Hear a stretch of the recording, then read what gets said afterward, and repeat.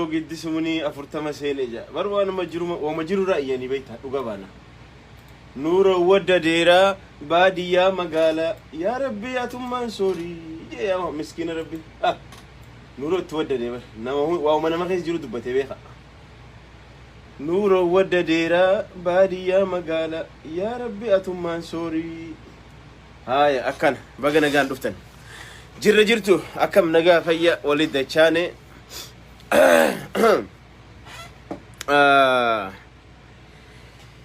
me video kana wali qoqodati arra dubbi haji xinxala wa xinxalu fedha xinxalli kuni wanni amma dura xinxalles lafa bu'an jirtu hundi lafa irra buutee jirti amma mo xinxala ajaa'iba sini xinxalu deema hegeri Itoophiyaa waan jettu yoo laaltan barreeffamni si xiqqaadha immoo waan guddaa if keessaa qabdi jechuu waan guddaa if keessaa qabdi hegeri Itoophiyaa tanarraa dubbanna video kana wali qoqodadha olillee haadha seenaaf akka rabbiin beeytani maalif jennaani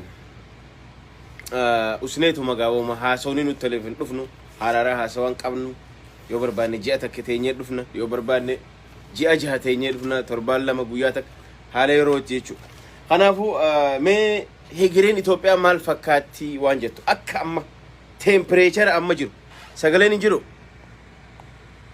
sagalee ol fuudhu sagaleen tiyan jirtu mee takka takka barreessa sagalee takka takka barreessa yoo nuuroon isinii waddadee jiraate nuuroon waddadeera baadiyyaa magaalaa ancaatii fi kookaanin qamaaje isiin taatu huygii biti jetti isboonjii biteetti soogiddi dursumuni 40 seene akkamittiin jiraadhaa jee uujoo jira nagaadichi haqa qaba miskiina rabbi sagaleen jirti mi hayye fayyaa argadha thank you so much muhe gobba thank you galatomi mal gonaga namni jiru numa dubbata hegereen Itoophiyaa maal fakkaatti waan jettu irra dubbachuu barbaanna hegeree Itoophiyaa tana keessatti waa hedduu maqaa dhadhoo tatteenya waa hedduu maqaa kaafna waa hedduu dubbachuu waan dandeenyuuf video kanallee asumaanuu waliin qooda hegereen Itoophiyaa haala amma jiru kanarra arma geenyee jira biyya jechuun maal jechuu biyya jechuun mataan isaa maal jechuu kaadroonni dheengadda akkasitti finciltanii farancaltanii funyaaniin dubbachaa turtan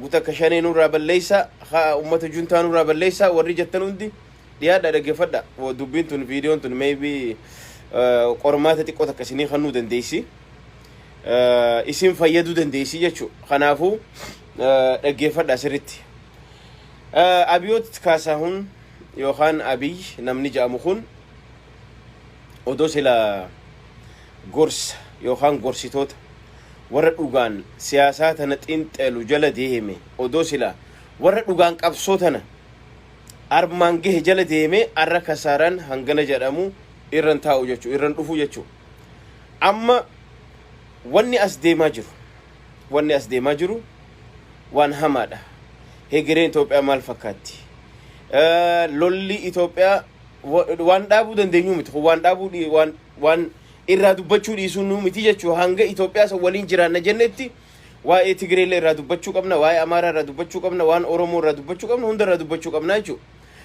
kanaafuu qabsoon teenyas haa taatu lolli amma kara kaabarraa deemaa jiru kun Itoophiyaa akkamitti raasaa jira adha gaafiin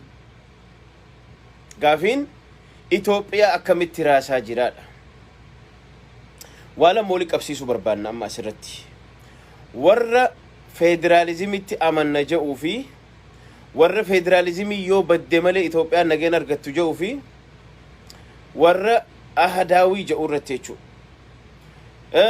gama kaabaatii lolli jalqabame isaani warri humna achii qabu isaan kana oggaa dhooyne kara Oromiyaa as deebine Oromiyaa illee dhooyna sanbooda waan federalizimii waan potolika ganda potolika saba potolika kana kanarra fayyineeti waanuma regionii fi Itoophiyaa qofarra haasoyna abjuun jettu takka booda kana dhuftee turte jechuudha qabsoo waggaa 50 fedhu Shaabiyaa ibn Isaayas dabalatee wayyaanee dabalatee abaa'oo dabalatee warreen ganama qabsoo tana jalqaba waggaa 50 dura gaafii sabaatu biyya tana irratti hin deebi'in jechuudhaan wanni qabsoo eegalanii jechuudha.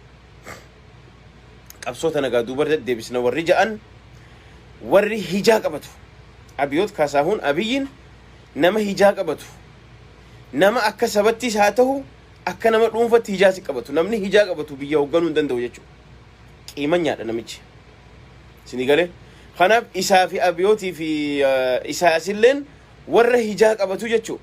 Maal godhan gama kaabaatii lolli jalqaban Tigraay irratti jechuudha. Arraan tana irra deddeebinee jenna gizee hunda ummanni TPLF ummanni Adwaa gaafa biyya tana dhufan qabeenya saaman yes saaman Tigraay guddifatan guddifatan immoo gaafiin teenya maal turte hanga biyya tana waliin jiraannu waan fedhallee yoo ta'u nuti namni siviiliyaanii ummanni miskiinaa nagayaa du'utti hin amannu never qabeenyi manca'utti hin amannu nuti gaafa qabsoo qeerroo gaggeessaa turre birciqoo ilmaan Tigraay takka hin cabsine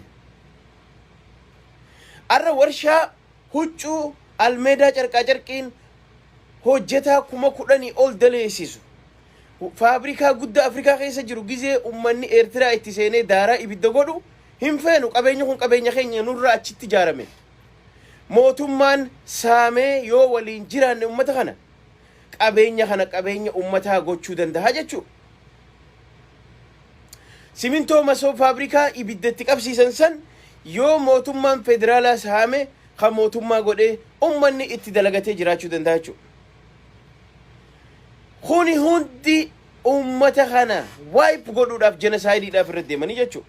Isaan kan ogaa haxooyne ta Oromoo gabsiidhaan hun dhibdu jedhaniiti wanni isaan deemaa turan tun gaafiin qabdu. Warra hijaa qabu jechuudha. Dubartii qaban yeroo gudeedan maali ogaa ja'an shanyii teessan isin keessaa haquu fi shanyii teessan balleessuuf kan isin gudeedaa jiru jechaanii turan. So ummanni kana hunda qabaataan isaanii arraan tana maal gochaa jira? Ummanni dur TPLF hin barbaannelleen arraan tana lolli kun nurra baname jechuudhaan hatiraaka isaa gurguratu, kamana isaa gurguratu hundi kara qabsoo deebi'ee jechuudha. Kadur jeranaala ture wayyaaniin ariitu hundi itti deebi'ee jechuu qabsootti. Gaazexeessaan qabsoo deebi'e. Arra shamarran isaanii ta gaazexeessaa ta meekaappii dibattee babbareeddee deemtu arra kilaash qabatteeti galtee achii lolaa jirti jechuudha. Fakkii ta'an ummata ifiitiif biyya ifii bilisoomsuuf galan. Waa'ee heegaree isaanii irraa dubbanna maal fedhiin isaanii fuulduraaf kajettu irraa dubbanna jechuudha. Arraan tana mooraaliin jara kanaa ka'ee jira. Moraaliin Itoophiyaa waraana Itoophiyaa kufee jira. Biyya takka ati jiraachisuudhaaf bulchuudhaaf waa sadii qabaachuu qabda. Tokko diinagdee jabaa qabaachuu qabda. Lama humna waraanaa jabaa qabaachuu qabda. Sadi hariiroo addunyaa wajjin jiraachuudhaaf dippiloomaasii si barbaachisa. Jaalattuu jibbitu. Ati ollaa taate asuma nyinyi kanaan wal nyaachaa Allah achiaan wal nyaacha hasi fuulee wal nyaacha hasi duuba wal nyaacha jiraachuu hin dandeessu. Kanaaf hariiroo addunyaa guutuun dippiloomaasii waan ja'an jiraachuu qabda addunyaa wajji. Dippiloomaasii wanni godhattuuf ikonomii diinagdee guddifachuuf karaa adda addaa heeraa fi seera uumaa addunyaa eeguudhaaf addunyaa wajji jiraachuu qabda. Dippiloomaasii cimaa qabaachuu qabda jechuudha.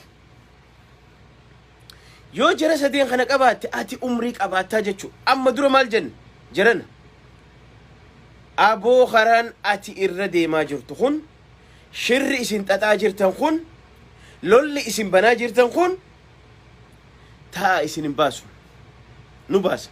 Eertiraanuu hunoo waggaa 30 jiraanne addunyaan isii dhiibdee Eertiraanuu man jiraanne isin jaan lakki akkasii miti Eertiraan nam miliyoona 3 nuti nama miliyoona 120 aboo lakki hin dandeenyu dhiisa hin dhageenyu. Addunyaa dippiloomaasii firraa akkat gootee nama tokko maraata addunyaan dhiibdee achi firraa gootee hin goote jechuudha. Kanaaf arraan tana warri amma isin asirra gartan kun waraana kaleessa ወዴት እንደምንሄድ አናውቅም። በግማሽ መንገድ አካባቢ ከሄድን በኋላ በአንዳንድ ወደ ጭላ እንደምንጓዝ እንደነበር ነው እና ከዛ ውጪ የምናውቀው ነገር የለም። የተነገረንም በቦታው ላይ ይሄ ቦታ ግዳጅ አለ ተብሎ የተነገረን ነገር የለም። የፖለቲካ ጉዳይ ነው።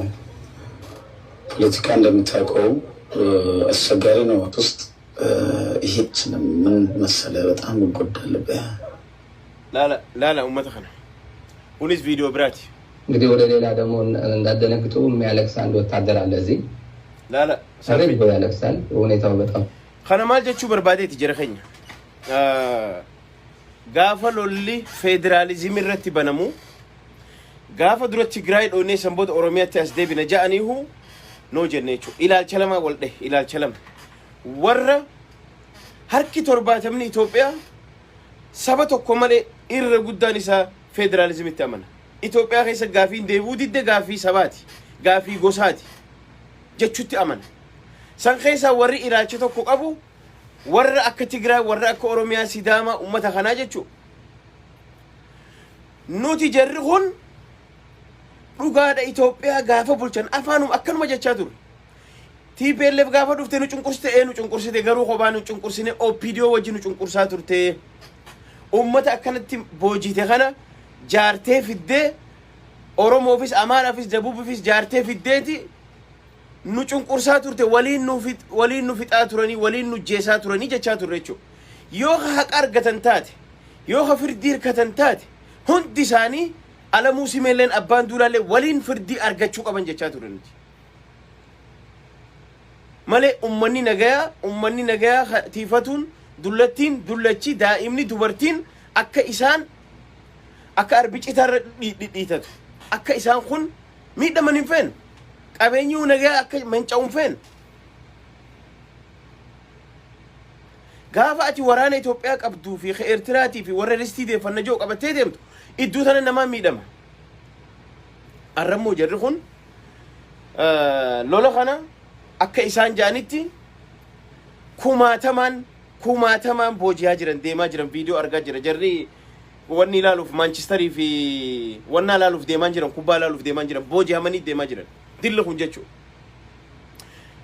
Kana maaliif isin jaa arraantana dhalataan Tigraay hundi warri TPLF dur hin jaalalnelleen arra TPLF jaalachuu eegale. Oromoon isa dur ABO shanee jettee asirraa wanni jechaa ooltu hundi arraantana waboo jaarachuu eegalte waboo bira dhaabbachuu eegalte waboof marroofaadhaafillee lotoorii bee jechuudha. Maaliif jennaan kana ka godhe Abiy kana ka godhe Biltsiginnaa isaanuma godhe. namni duraan kara qawwee kara sibiilaa namni deemuun jiru ture ka duraan hin feenelleen akka gamas deemu godhanii jechuudha. Ka dur TPLF hin deeggarrelleen arraantan Tigraay Defense Force jeeti achi deemaa jira. Oromoolleen arra ittisa waraana bilisummaa Oromoo jeeti achitti deemaa jira jechuudha. Maaliif karaa cufame jechuudha. Nuti riifoormii dhufne ugaa jedhan isaan waan biraa nutti fidanii jechuudha. So kana hunda wanni isin jechuu barbaade maali hegereen Itoophiyaa maal fakkaatti fuulduraaf Oromoon maal gochuu qabdi asirratti nuti arraan tana wanta ka beekuu qabnu jira zabana kana irra deddeebi'ee isinitti himaa jira hegereen Oromoo wanni isin tahuu qabdu Oromoon ammallee ganaa laganaa ummanni Tigraay achi dhufee nu bulchaa takka TPLF dhufee nu bulchaa isaantu nu bitame no nuti humna teenya asitti jabeeffachuu qabna. Humna teenya jaarrachuu qabna asitti. Waraana keenya cimsiifachuu qabna. Waraana bilisummaa Oromoo kanuu jecha gaara jiru kana akkamitti humna isaa jabeessine Oromiyaa guututti humna itti horree erga humna godhanne booda humna fedhee wajji humnaan teenya haasawin amma booda akka 90 takkaasa shawwadamuun ni jira hin jiru. Jaalannuu jibbinuu Abiyyi waa sadiif guyyaa lakkaawwata. Yoo fagaatte ji'oota lakkaawwata. tokko diplomaasii jarri zeerootti jalaa deebiste addunyaa guutuu diplomaasiin isaa zeero osoo maayinisitti jalaa deebi'ee jira jechuudha diplomaasii. Lammaffaa security control gochuu dadhabaa jira. Oromiyaa keessa akka lubbuu isaaniitti dadhabaa jiran. Tigraay keessa kumaatamaan harka kannaa jiran kun waraana Itoophiyaa demoralize godhaa jira. Security Itoophiyaa dadhabaa ta'uudha galgalaa ganama ragaa argaa jira. Suudaan kiiloomeetira 50 seenteeti fuulii fi daabboo nyaattee nagayaan jireenya ifii oofachaa jirti. Kiiloomeetira 50 daangaa Itoophiyaa seente. Eertiraan ta'e fi isii yaammatte jechuudha. So security keenya security biyya sanii hagam takka akka du'aa fi dadhabaa deemaa jiru hurra gaafitti bahaa jechuudha. Waa lamaan kanaan already dadhabee jira biyya. Diplomaasiin zero ta'ee jira. Security xiqqoo dhidhiitatu jira. Kaytaanu economy yeroo kanaaf economy yeroodhaan deemti. Economy yerootu oofaa jechuudha. Maaliif jennaan jaalattuu jibbituu waraanni xiyyitiin takka arraantana maallaqoos sigooti. Kilaash tokko haati fuutee arraantana marroof kannitu qarshii Itoophiyaa 100,000. Girnoobiin ati fuutee Dabratsiyoon geessitu qarshii 100,000. Xiyyitiin ati kwintaalaan fuutee geessu qarshiidha. Kana hunda doolaara jijjiirtee bituu qabda. Waraana kana itti uwwisuu qabda. Waraana kana nyaachisuu qabda. Waraanni moraaliin qabu. Demoralized ta'ee jira. Amma mucaan tokko achirratti gizee dubbatu dhumarratti no anduun fedhu je bakka daase maa harka kan teena akka itti harka kana nuun beeynu nutti himne akka itti harka kana nuun beeynu ani du'uun fedhu jiraachuun fedhaa jechuudha. Waraana akkana qaba biyya. So amma economiin tokkoffaa already wanni haga ammaa dalagamaa jiru economiidhaan already silaa warri gargaaru hundi irraa dhaabbatee jira. Amma guyyaa fi ji'oota lakkaawwata. Kanaaf Oromoon qophaa'uu qabdi jechuudha. Akkuma warri Tigraay tiraaka ifii gurguratee mana ifii gurguratee biyya teenya jaarrannaa Tigraay jaarrannaa jechaa jiran. Ammaan booda nuti aarsaan hanga ammaa kafalle aarsaan nuti OPDO jaarrannee kafalleehu hunoo balaa dilatana nurra geesse amma booda biyya teenya jaarranna biyya teenya bilisoomsina. Immoo biyya teenya jaarrachuudhaaf namticha Abiyoot ja'anii fi Isaayyaas achi kaasuu qabnaa ja'an jechuudha. Negaan argatan arra akkana boojanii mee jarri kun lolli kun hin dhaabbatu. Lolli kun akkasitti hin dhaabbatu. Dura isaan yoo injifatanillee waraanaan biyya ifii jaarrachuufis nu waliin jiraachuufis Abiyyi fi Isaayyaas ka'uu qabaa hanga isaan ka'anii nagaan argannu ja'anii waan amananiif jara kana taa'anii jiran. Kanaaf Oromoo maal ta'uu qabdi? Humna ifii jabeeffachuu jechuudha. Kadabre irraa qara'atii argatanii jiran. Hangi amma dura 91 dhufte hangi irraa fayyadame immoo Tigraay guutuun arraantana khasaaraa isaanii wajji qooddattee jechuu balaa isaanii ni beekan. Amma isaan carraa lama qaban. Fedhan federaalizimiin jiraachuu yoo fedhan federeeshinii yoo jiraachuu fedhan Abiyyi ka'uu qaba. Yoo biyya taanii jiraachuu barbaadan Abiyyi fi Isaayyaas ka'uu qaban jaanii amanan. Jara kana lubbuun jiru nuti siin jiraannu siin jaan. Isaanis Abiyyiinis siin jiraatu siin jaan jechuudha.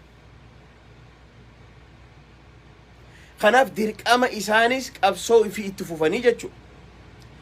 Odoo silaa biltsiginnaa ta'uu barbaadanii biltsiginnaa jala buluu barbaadan ganamaanuu osoo qabeenyi isaanii manca'iin osoo namni dilli kun irraan dhumin ganamaan marabbaa jedhanii silaa biltsiginnaa fudhachuu didaa jiran.